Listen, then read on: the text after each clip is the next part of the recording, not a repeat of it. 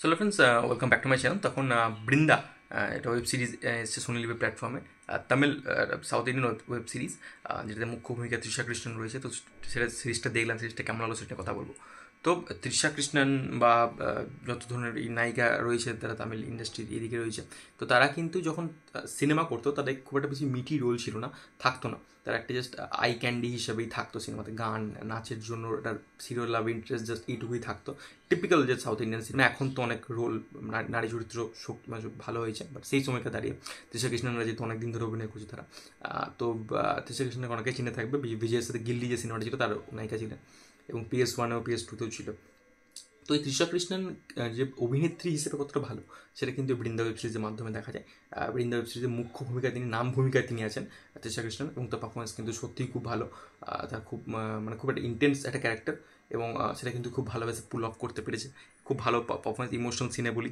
বিভিন্ন যখন সে মানে ইনভেস্টিগেশন করছে সেই সময়কার তার চোখমুখের এক্সপ্রেশন, যখন কিছু রিভিল হয়ে জানতে পারছে সেই সময় তার চোখমুখের এক্সপ্রেশন, সব মিলিয়ে কিন্তু এই সিরিজের হাইলাইট হচ্ছে তৃষা কৃষ্ণনের পারফরমেন্স। তৃষা কৃষ্ণন খুব ভালোভাবে পারফরমেন্স ডেলিভার করেছে, এবং তার তার কাঁধেই দায়িত্ব, কারণ তাকে নিয়ে সিরিজটা তাকে টেনে নিয়ে যেতে হবে। তো সেহেতু তার সিরিজের 90 থেকে 95% জায়গা জুড়ে তিনি রয়েছেন। তো তার পারফরমেন্স খুব ভালো রয়েছে। এটা এক নম্বর। গল্পটা আমি বলতে বলি, গল্পটা কি, গল্পটা হচ্ছে যে একটা খুন হচ্ছে, দেখা দেখা যায়, এবং অনেকগুলো সিরিয়াল কিলিং হতে চলেছে। এবার এই খুন কে করছে, এবং তৃষা কৃষ্ণনের সঙ্গে সেই খুনির কী সম্পর্ক, এবং ওভারঅল, এবং একটা কুসংস্কারের দিক, কুসংস্কার কীভাবে মানুষকে তার জীবন থেকে অনেক কিছু কেড়ে নিতে পারে। তো ওভারঅল এইসব জিনিস নিয়ে গল্পটা রিভলভ করছে বৃন্দা। আমি বেশি কিছু বললাম না, বিকজ এটা থ্রিলার একটা সিরিজ, তো আমি বেশি কিছু বললে একটু একটা স্পয়লার। বাট এই সিরিজের সব থেকে বড় যেটা মানে খামি আমি বলবো, নেগেটিভ পয়েন্ট, যেটা আমার লেগেছে রাইটিং। রাইটিং এই সিনেমার মানে এটা সিনেমার প্রথমেই তো সিনেমার কিলার, মানে যে কিলার সেটা বলে দিয়েছে, বেশ ঠিক আছে, ভালো কথা। বাট ওই যে কিলারের সঙ্গে তৃষা কৃষ্ণের যে সম্পর্কটা, সেটা এবার সিরিজে একটা টুইস্ট রয়েছে, খুব বড় একটা টুইস্ট। সেই টুইস্টটা কিন্তু ভালো, সেটা আমি এক্সপেক্ট করিনি। বাট ওটা ছাড়া বাদ দিয়ে এই যে একটা ক্যারেক্টারের সাথে একটা ক্যারেক্টার রিলেশন, এবং তার সাথে পরের দিকে কানেকশন কীভাবে জুড়বে, এটা কিন্তু অনেক ক্ষেত্রে প্রেডিক্টেবল হয়ে যায়।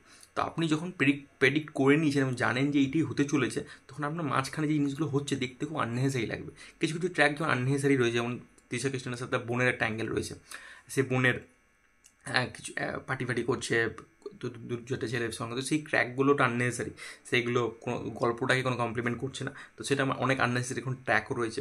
বাট ডেফিনেটলি একটা টুইস্ট, খুব ভালো টুইস্ট রয়েছে, সেই টুইস্টটাকে আমি বলবো ভালো টুইস্ট। বাট আদারওয়াইজ যদি দেখা যায় সেরকমভাবে ওয়েব সিরিজটা খুব একটা ইয়ে নেই। এই সিরিজটা দেখার সময় আমরা সব বারবার আসুরের কথা খুব মনে পড়ছে, খুব ইনফ্লুয়েন্স লেগেছে, মানে ডিরেক্টর আসুর থেকে খুব প্রচুর পরিমাণে ইনফ্লুয়েন্স হয়েছে। বাট ডেফিনেটলি আসুর যতটা ডেপথ থেকে জিনিসটা নিয়ে ডিল করে সেটা এটা ডেফিনেটলি করেনি। বাট অনেকটা সেই লেভেলের একটা সাইকি, সেই লেভেলের একটা কী বলবো, যে কিলারের যে মনোভাবটা, সেটা কিন্তু অনেকটা আসুরের সাথে সিমিলারিটিস রয়েছে, এইটুকু, আদারওয়াইজ কোনো সিমিলারিটিস নেই। এবার এই ব্যাপার, এবং এখানে যে মেসেজটা দেওয়ার চেষ্টা করা হয়েছে কুসংস্কারের বিরুদ্ধে, যে কুসংস্কারটা মানুষকে কত কি কেড়ে নিতে পারে, তার কাছে পরিবার কেড়ে নিতে পারে, এবং সে তার জন্য অনেক কিছু করে দিতে পারে। তো সেই মেসেজটা কিন্তু ভালো ছিল।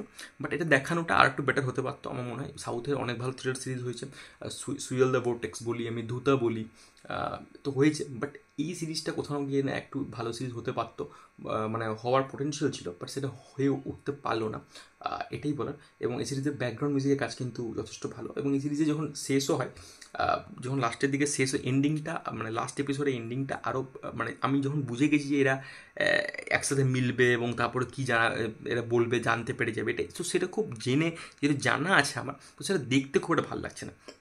আদারওয়াইজ ওই একটা টুইস্টের জন্য সিরিজটা আমি বলবো অ্যাভারেজ একটা ডিসেন্ট সিরিজ হয়েছে। বাট ওই টুইস্টটা যদি না থাকতো তাহলে সিরিজটা খুবই খাঁচা একটা সিরিজ হতো বলে আমি মনে করি। বাট সেই টুইস্টার জন্য এই ওয়েব সিরিজটা আমি খাঁচা ওয়েব সিরিজ বলতে পারবো না। এই সিরিজটা একটা ডিসেন্ট ওয়ান টাইম ওয়াচ, একটা টাইম পাস ওয়েব সিরিজগুলো আমি গণ্য করবো, এটা আমার মনে হয়েছে। বাট তৃষা কৃষ্ণের পারফরমেন্সের জন্য, আদার কাস্টের পারফরমেন্সের জন্য সিরিজটাকে একবার দেখাই যায় ডেফিনেটলি। এবং সোনি লিভের যেহেতু কাজ, সোনি লিভের কাজে একটা নির্দিষ্ট লুক অ্যান্ড ফিল থাকে, যেটা আমার খুব একটা ভালো লাগে না। এবং তাদের বাজেটও একটু কনস্ট্যান্ট থাকে, যেটা অ্যামাজন প্রাইম বা নেটফ্লিক্সের দিকে থাকে না। তো সেই বাজেটে কনস্ট্যান্টটা কোথাও না কোথাও একটু ফিল হয়। একটা পাখির ভিএফএক্স আছে, একটা পাখির, বাট সেই পাখির ভিএফএক্সটা প্রথমে চোখে লাগে সেটা যখন হয়, তো সেটা একটু আইকেছি, মানে একটু চোখে লাগছিল দেখতে। বাজেট ভালো হলে, ভিএফএক্স ভালো হলে সেটা আরও বেটার হতে পারতো বলে আমার বিশ্বাস। এবং এখানে যে কিলারের যে অভিনয়টি করেছে, তারা অভিনয় কিন্তু বেশ ভালো, তার রোলটা একটু একটু অন্য ধরনের রোল, এবং সেটা কিন্তু সে একটু একটু কী বলবো, একটু মানে আমি কিছু রিভিল করতে পারছি না, বাট সেখানে কিন্তু পারফরমেন্সটা খুব বেশ ভালো, তো তারও পারফরমেন্স কিন্তু এই সিরিজে যথেষ্ট ভালো।